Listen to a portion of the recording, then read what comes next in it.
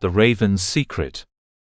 Zara traced her fingers over the ancient talisman, feeling the grooves of the carved symbols beneath her skin. The golden surface was warm as if it held some hidden power. At the center, a black raven stared back at her with a single gleaming eye. "Be careful with that," her grandmother warned, peering over thick glasses. "It's been in our family for generations." Zara nodded absently, mesmerized by the intricate details.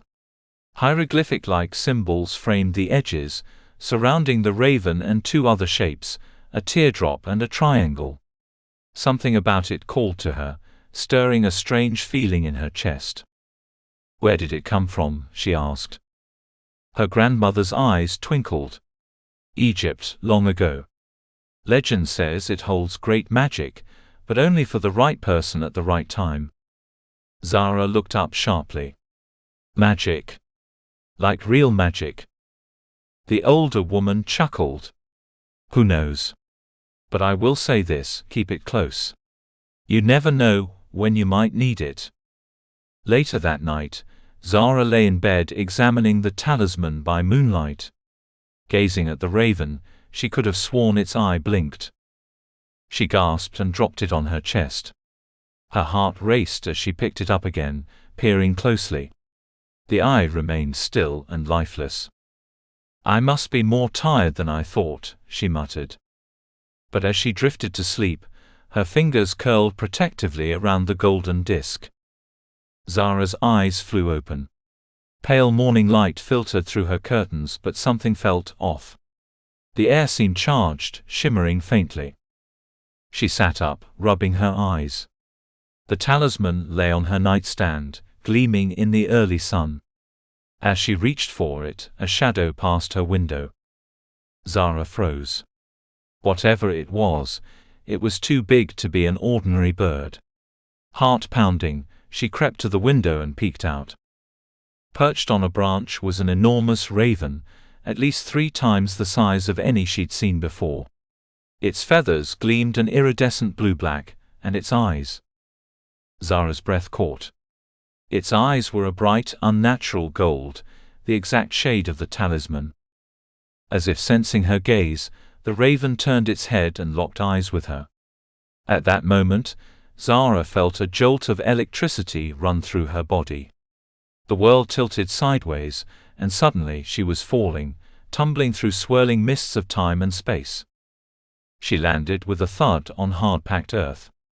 Groaning, Zara pushed herself up and looked around in confusion. Gone was her familiar bedroom. Instead, she found herself in a vast desert, golden sand stretching as far as the eye could see. The air was dry and scorching, the sun beating down mercilessly. "What the?"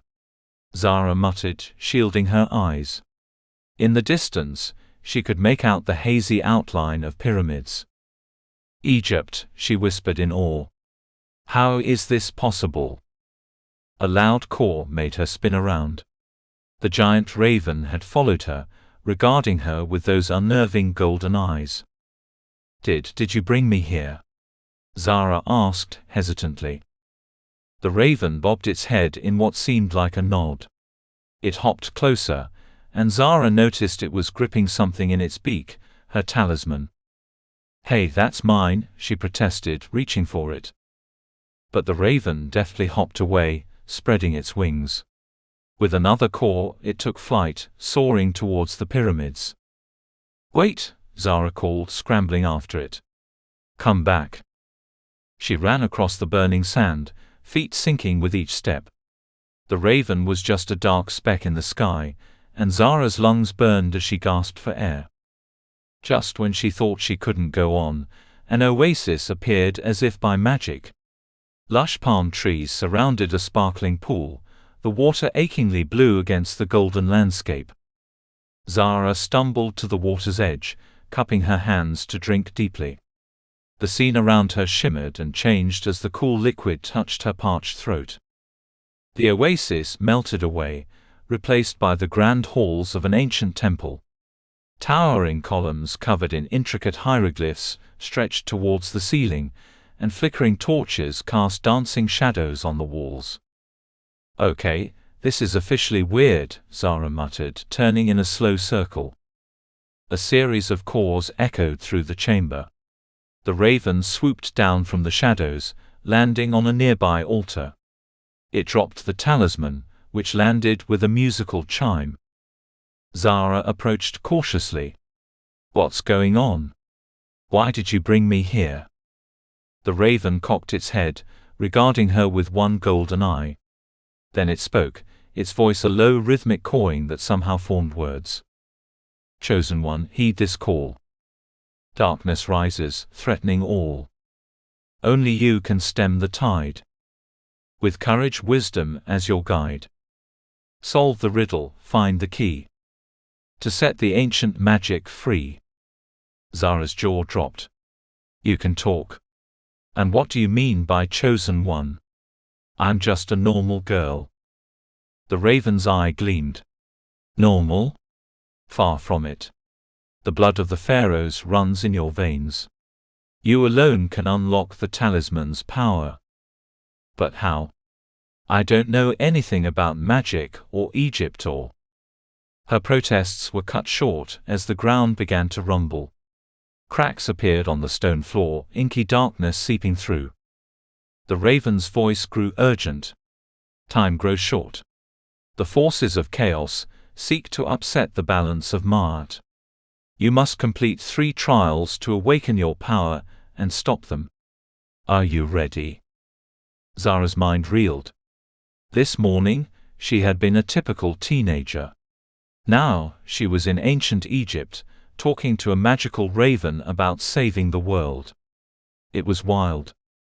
And yet, some part of her thrummed with excitement. She'd always felt different, like she was meant for something more. Was this it?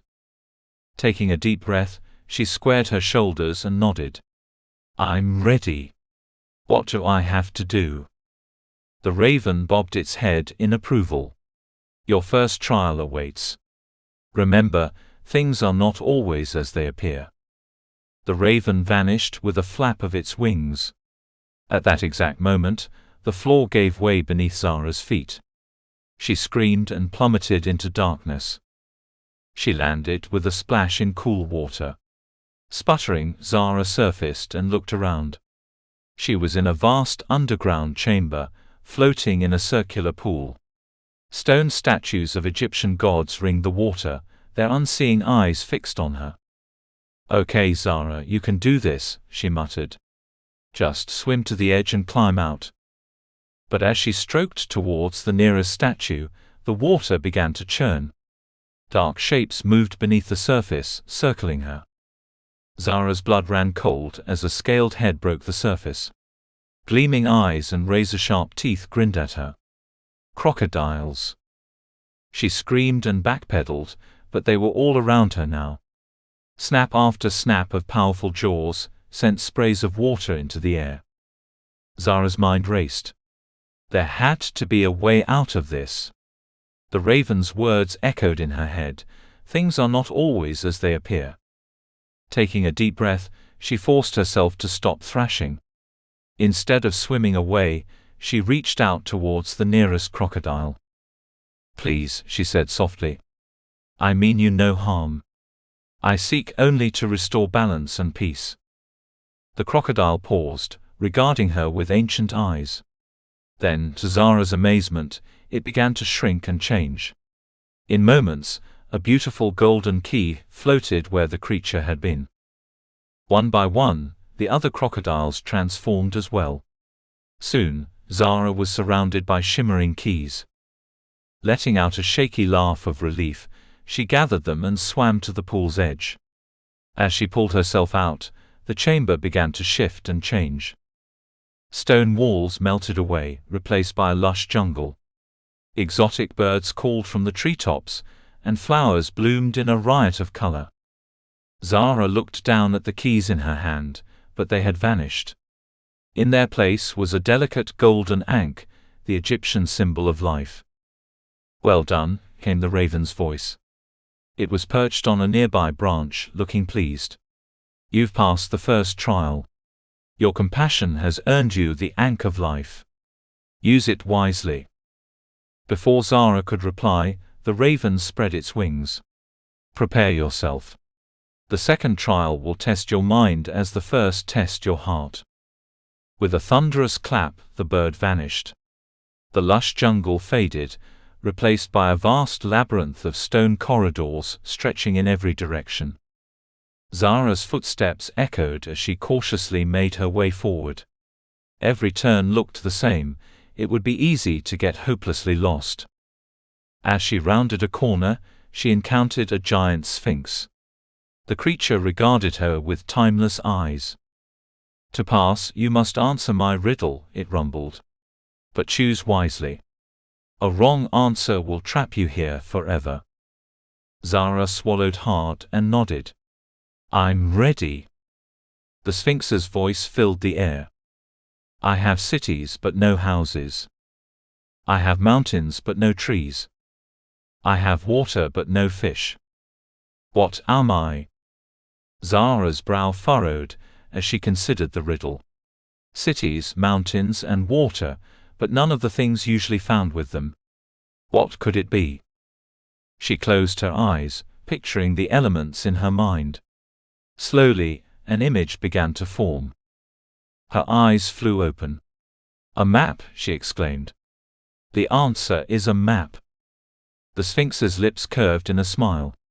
"Correct, clever one. You may pass." The creature's form shimmed and changed, transforming into a gleaming silver compass. As Zara picked it up, the maze walls began to crumble. She found herself standing before a set of towering doors, covered in hieroglyphs. The raven appeared on her shoulder. "You've done well. But the final trial will be the most difficult yet. Are you prepared?" Zara took a deep breath and nodded. "I'm ready." "Then step forward and face your destiny." Heart pounding, Zara pushed open the ancient doors. She gasped at the sight that greeted her. A vast chamber stretched before her, its walls covered in shimmering hieroglyphs that seemed to move and dance in the flickering torchlight. At the center stood a figure cloaked in shadow, radiating an aura of evil power. "So," it hissed, "the supposed chosen one has come at last. How disappointing." Zara squared her shoulders, trying to quell her fear. "Who are you?" The figure threw back its hood, revealing a face that was half human, half jackal. "I am Anubis, god of death and chaos.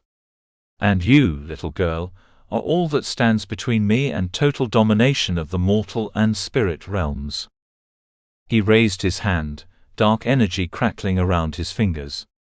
"The balance has shifted. Chaos will reign supreme. Unless you think you can stop me." Zara's mind raced. How could she, a typical teenager, possibly hope to defeat a god? But then she felt the weight of the Ankh and compass in her pocket. She wasn't just an ordinary girl anymore. She had been chosen for a reason. Taking a deep breath, Zara held out her hand. The talisman appeared, hovering above her palm.